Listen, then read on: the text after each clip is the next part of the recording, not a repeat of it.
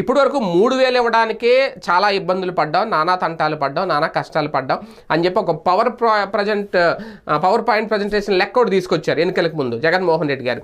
దేనికి ఎంత ఖర్చు అవుతుంది, ఎంత అప్పులు తెచ్చాం, FRBM నిబంధనల ప్రకారం ఎంత తేవాలి, ఇంతకు మించి మేము తేలేమని చెప్పారు. ఇవన్నీ మాకు లెక్కలొద్దు బాబు అని కట్టకట్టి పక్కన పెట్టి మొత్తం వైసీపీ నాయకులందరినీ ఎన్డీఏలో భాగస్వామ్యంగా ఉన్న బీజేపీ, జనసేన, తెలుగుదేశం పార్టీ నాయకులు ఓట్లేసి వాళ్ళని ఎమ్మెల్యేలని, ముఖ్యమంత్రులని, మంత్రులు చేసేసారు ప్రజలు.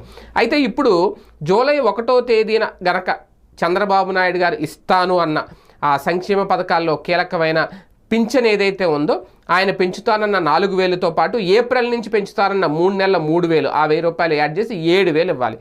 ఇది జగన్మోహన్ రెడ్డి గారి లెక్కల్లో అతిపెద్ద భారం తెలుగుదేశం పార్టీ ప్రభుత్వానికి. ఆ అతిపెద్ద పెనుభారాన్ని ఎలా ఎదుర్కొంటారు చంద్రబాబు నాయుడు గారు? ఎక్కడి నుంచి అన్ని సొమ్ములు తీసుకొస్తారు? జూలై 1 పెద్ద దూరమే లేదు.